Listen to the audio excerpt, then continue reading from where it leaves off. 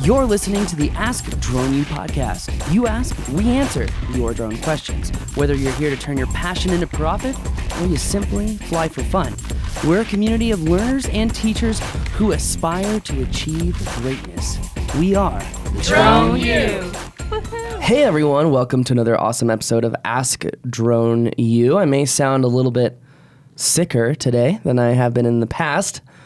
That's because I am sick, that is. So anyway, welcome to another show, guys. Yes, welcome everybody. This is episode number 411, and we are so grateful that you're with us. And yeah, poor Paul had a rough day yesterday, but he's back in the saddle. Back in the saddle back. Yeah, I mean, still feeling not quite 100%, but working your way back. Enough to be back here. Yeah, definitely, which we're all glad for. So if you're wondering where our podcast is from yesterday, there is no podcast yesterday. Well, 107 was just so big it had to take up 2 days. But that's right. This would actually be a great test for the 107 question because one of the questions is you drove 15 hours to get to a job and you're ready to fly your SUAS, but you're feeling some fatigue. What type of fatigue is it? Seriously? Yes, acute or chronic. No, did you say answer. that would be a good question? That is one of the questions on the test. Why?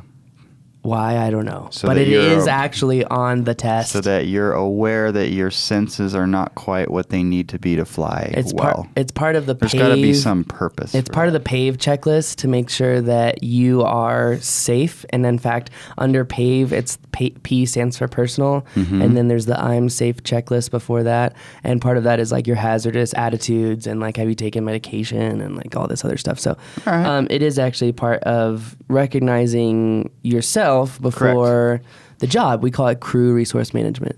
Yeah, I mean, making sure your senses are where they need to be able to fly well. And be safe. Pretty much. That makes sense. Let me ask you a question. Based on what you know from the class, you watched the class. I've taken some pretty intense antihistamines this morning. Am I safe to fly? You know what? Like in a big open field or something, perhaps downtown for a gig. Following some subjects, probably go not. with a no.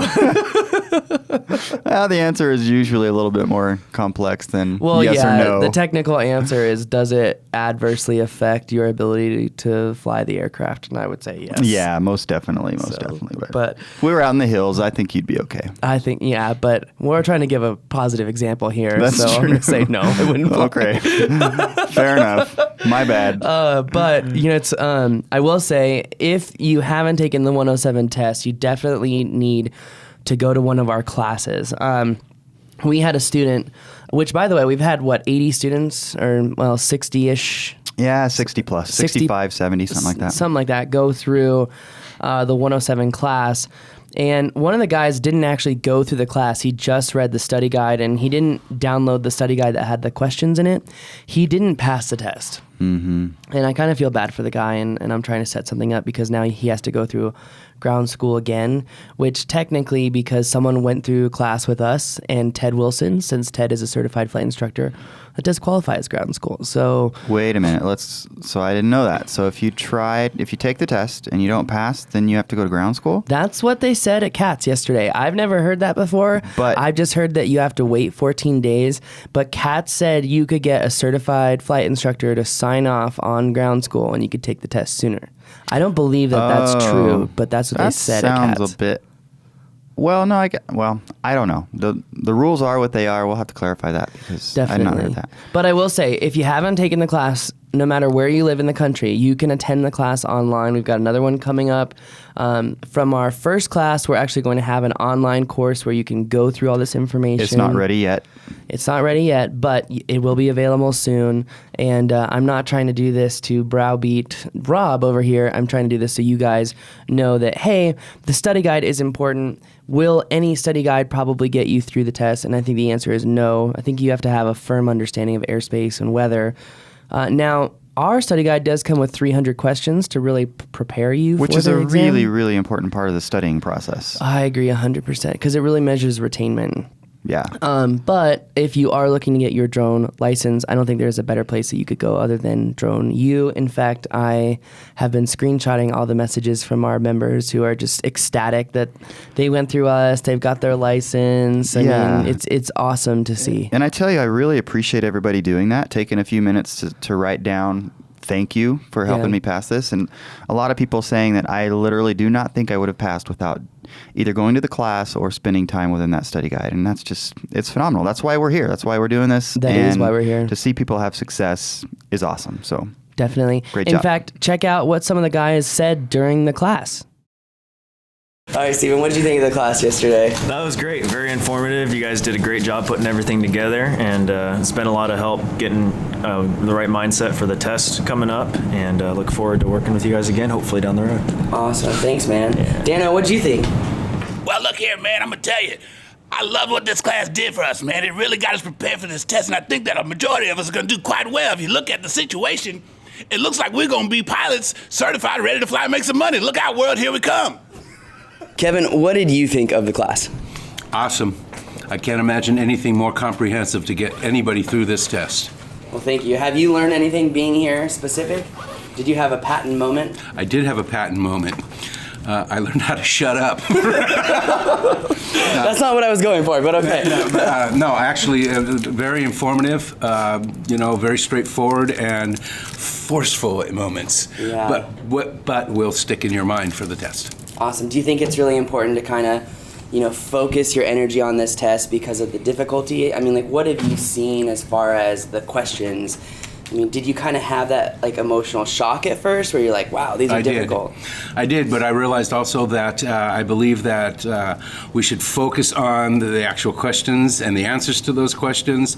That's what this class has been to me. However, there's also been a lot of great input on why we're answering those questions the way we are. So, again, I can't imagine anything more comprehensive than this. Awesome. Thanks, Kevin. Yeah.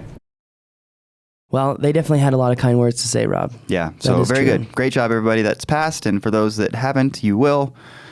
Keep studying, keep fighting. Definitely. You'll get it done. Let's get into today's question, which is going to talk about what you need to fly around power lines. This is really important to know. Someone asked this question actually during a class itself. Mm-hmm. But you need a lot more than you think you do to be able to fly around power lines safely. Another thing, too, that we're going to talk about after this question is kind of like the hierarchy of jobs. What kind of jobs can you break into based on your experience, based on the amount of risk? Does your experience meet the level of risk that's necessary to fulfill the job? I think it's really important, Rob. Mm-hmm. And I think it's really important, too, for people to figure out, hey, I've got my 107, and just like we've been saying time and time and time again, that is just the first obstacle.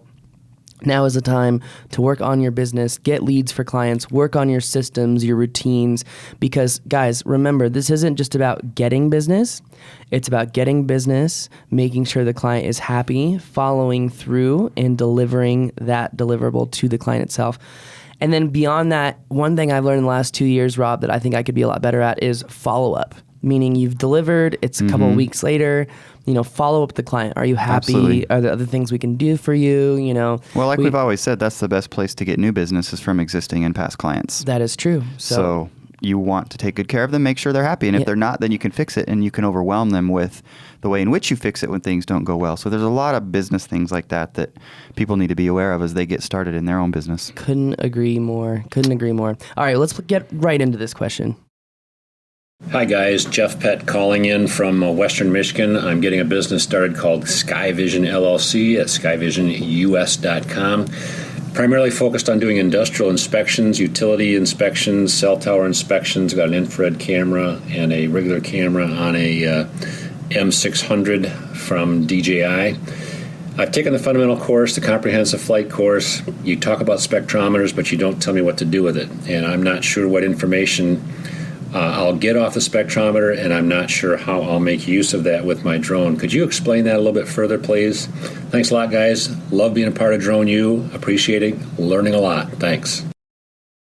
Appreciate you, Jeff. Thanks for joining and being a part of the community. Thanks for actually going through all the courses. Yeah, definitely. There were some people who went to the 107 class who were like, okay, I got to admit, I haven't gone through all of the courses yet, but I want to come talk at one of your events. And I'm like, no. Yeah, That's not how it works. And certainly, and we know, guys, a lot of you may have noticed that there is some information in those 2 courses that's a little bit old in terms of the drones that Totally. we refer to, but the core of the information is still very applicable as it talks about airspace and some of the technical issues with drones and so forth. That's all very applicable. Just because we're talking about a P2 or something doesn't change most of what's in there. True. And I know that course probably next year will be redone because of how everything has changed. So it's definitely on the docket. But anyways, so power lines and some more industrial type work. I think, Paul, we're going to see a lot more people passing the 107, getting ready to do their business. Maybe they're going to find that it's difficult to find opportunities in some of the things that you like to do, more of the videography type stuff. And they're going to be looking at this industrial stuff. But there's a lot they need to consider before doing that. There is a lot they need to consider. And again, we've talked about this kind of before the question, what is the user's experience level versus the level of risk? Because there's significant risk when flying near power lines. And again, we talked about this during our Part 107 class out in California. Do you remember that key term I used? It starts with a K, second word starts with an E. It's a very specific thing. I don't know. I didn't see I wasn't able to watch the whole thing. But oh, okay, gotcha. It's called a coronal ejection, and it's essentially, it's, how do I say this? It is an ejection of energy off of the power lines. Okay. Power lines do emit energy. They do lose energy throughout the transmission of power. And one of the things that can happen is you can actually fry your flight controller. You can interrupt the signal from the flight controller to the remote itself. And that can happen whether it's a low KV line or a high KV line.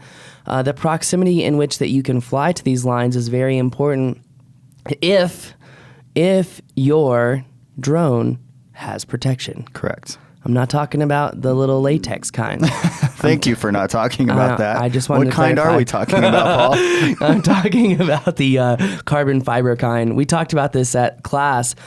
Essentially, you need to ferro protect your flight controller. So what one of our students has done was actually take carbon fiber and wrap it over the dome of the flight controller to protect the flight controller itself from these coronal ejections, which even still he stays probably 10 or 15 feet away from the lines, which is smart. Okay. If you're flying a Phantom or Inspire, you don't have any protection for your flight controller against this. And I'm going to be very honest with you, you should not fly your Phantom 4 or your Inspire around power lines, at least within 50 to 100 feet of them. This could happen to you, and here's the thing.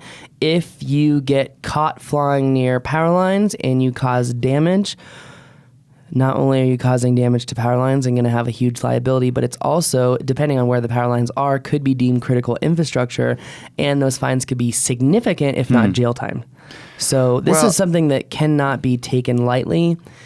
Sorry, go ahead. No. I was just going to say I would presume that everybody out there listening who might be going down this road would understand there are a lot of things there are procedures to go through, people to talk to, permits to get, all those kinds of things before you would ever fly. Well, no, I understand, but still, people should realize that when flying certain parts of infrastructure, you are going to have points of interference. Sure. And the spectrometer is going to measure exactly where those points of interference are. Okay. Are you getting a lot of noise from these power lines on 4.3 gigs? Are you getting noise in 500 hertz?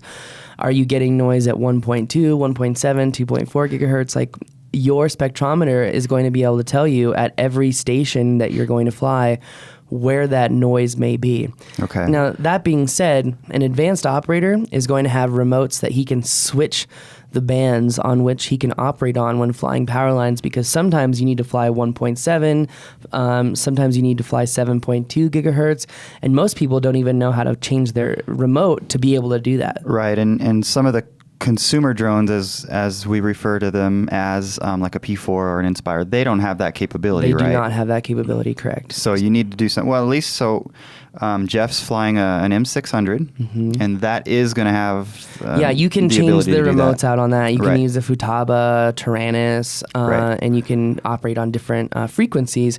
But having that spectrometer, he needs to see what interference he's going to have at each substation that he works at.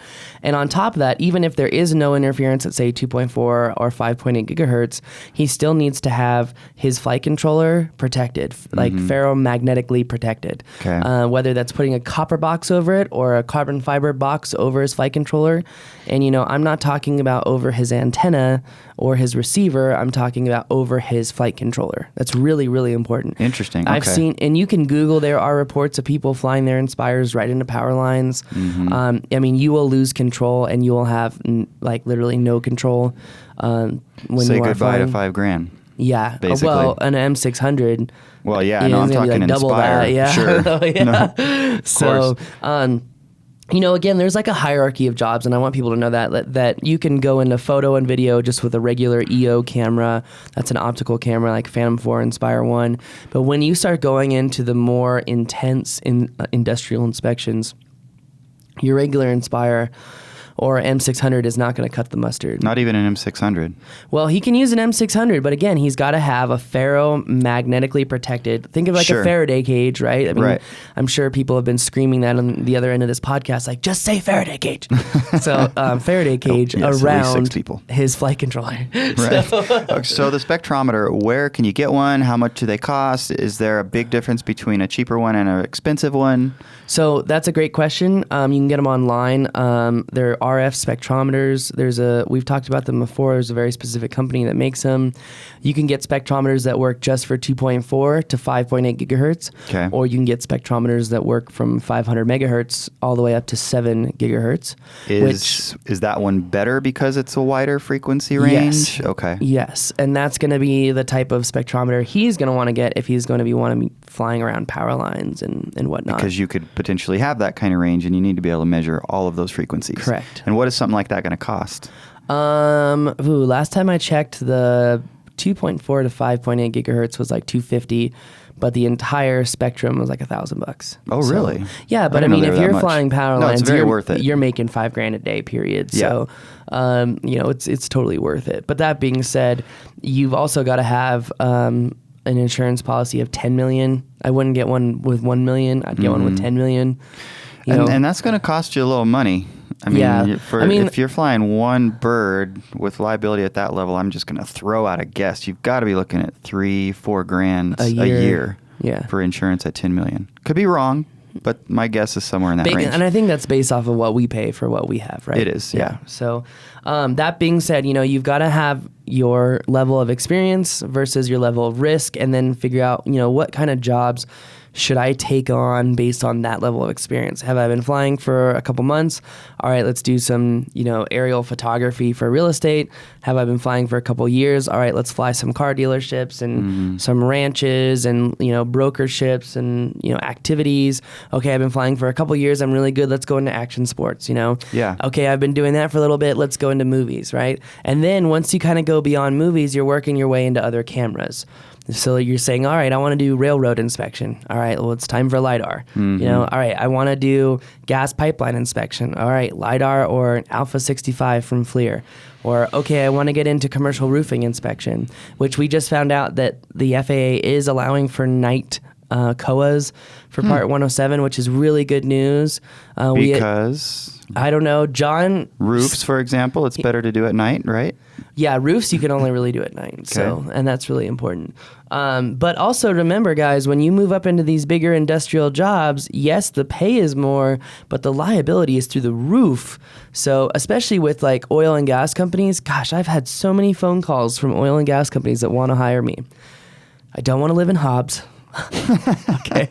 or Wyoming. Or Wyoming. Actually, Wyoming's pretty beautiful up there. If it was near the Tetons, I don't think I'd be so upset about that. But course, on Hobbs some- is a whole nother story. We're not going to talk about that right now because it is part of our great state of New Mexico. But anyways, for some of that, you're going to need a fixed wing drone anyways, right? Yeah. Mm-hmm. So, And that's just not something that we've spent a lot of time with. We have buddies and contributors and so forth that have, but it's something that people would have to think about. well, even the number one utility inspection drone is actually built here in New Mexico. It's called the Silent Falcon. It's about $120,000 bird. It can carry just about any payload. travel for about 9 hours. So this is the type of bird that you need to really be able to do those jobs. You're not going to be doing it with an Inspire. It's just not economically. Yeah, it's not smart. Feasible. Plausible, feasible. Kind of fun to even think about how that would be possible. But anyways, back to the spectrometer and measuring some of those electrical frequency and dealing with those issues. Other than power lines, is there anything that we need to think about? See, I think everyone should have a spectrometer. Okay, because, well, for example, I just got the new Comcast X1. This is not this is not a plug for Comcast, except that it just was. But go ahead. Anyway, I love my X1. No, I'm kidding. Now I'm broadcasting though in my house on 2.4 and 5.8. And if I'm close enough to that, it really messes up my entire flying experience. So I think anyone who's flying real estate, they're flying for commercials or movies, they should have a spectrometer, because if they're picking up large points of interference, they know, okay, maybe we shouldn't fly here. We should maybe just find a different place to take off and land, or see, what is the distance at which this interference is actually traveling. So, and that's a really easy check, and you could probably get the less expensive spectrometer for that kind of scenario. $250. Yeah, and it'll cover 2.4 and 5.8, which is what you are transmitting on with a Phantom 4, Inspire 1, Solo, Unique. So I think it's really important for everyone just to eliminate liability, because let's say you have an accident and the FAA is like, well, did you scan for points of interference? And you pull out your spectrometer and you're like, yes, I took a picture, as I do with every pre-flight inspection I do. Here's what I found. I found it was safe, and I took off. Yeah. So now remember, we have a member who lost a very significant bird because someone had turned on Wi-Fi transmission during their flight and actually interrupted the flight sequence itself and flipped the bird into a very expensive thing. I'm not going to go into what it was, but in his contract, he said, you can't turn on any points of interference, and he listed a bunch of things. And so he was covered, but... He was covered, but here's the other thing. They had a spectrometer on the whole time measuring points of interference, and it spiked at the time that the drone crashed. So they know something was turned on, and because they knew that, they had that proof, they were able to go to their client and say, you agreed to not turn anything on, you turned something on, we have proof, you're paying for a drone. Wow. And they did. Yeah. Well, I'm glad you got it taken care of, but that sucks. That was no fun when it happened, I'm sure. Yeah, no, it's not fun. But anyway, I hope that answers his question as far as using RF analyzers or spectrum analyzers. I think it's really, really important that we all use them. In fact, Rob wears mine. I'm kidding. But one of the things I do want to say is, now that you've got your 107, you're getting into which jobs and which drones, which industries you want to work in.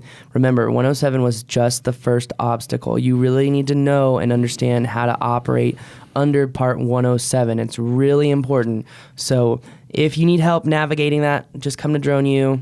We've got pre-flight inspection forms that now meet FAA requirements according to 107. We've got you covered. We can help you out. Anyway, that's going to do it for us today. If you're not a member of Drone U, I highly recommend you become a member of Drone U. Just the camaraderie we saw this weekend at that 107 class was incredible. There have been over 500 posts in the private secret group on Facebook in just the last few days. I mean, it is buzzing. And if you're not a part of it, you're going to want to be a part of it. And frankly, one of the best things about all of that is that people are talking about their experiences in the tests. So those that waited a little bit, they're getting quite an advantage by hearing what everybody else experienced. Well, and so that's pretty cool. And there's a post in there too that's like, if you can remember any of the questions that were on the test, write them down here. Yeah, or at least some of the concepts. What did your test consist of? Because we're seeing variations, obviously. And so people are talking about, well, I had a lot of this, and I had a lot of this, and you better be ready for this, which that'd be really helpful. Well, yeah, it would be really helpful. I will say, though, I found out the way that some people get their information, some testing groups, is just by sending people to the test over and over and over to take it over and over and over again. And they've got photographic memories, and they just go out in their car and they write down all the questions they can remember and then go take the test again. Interesting. So, but since we could deploy my son, because he pretty much has a... Really? Is he a little young? You have to be 18, you don't you? 16. 16, okay. Yeah, he's too young. But we've got a community of 350 people who have been writing down their questions. So it is helpful, but every test is different. Do know that. So they pull the questions from a pool, and it's different every time. But Absolutely. anyway. So, Jeff, thank you for the question. And guys, if you have a question, askdroneu.com. Get it in. We'll get to it just as quickly as we can. We love hearing from you guys. We haven't had a great accent in quite a while, so feel free to surprise us. We'd love to hear that. Definitely. Yep. I think that's going to do it for us today, though. My name is Paul. I'm Rob. This is Ask Drone U.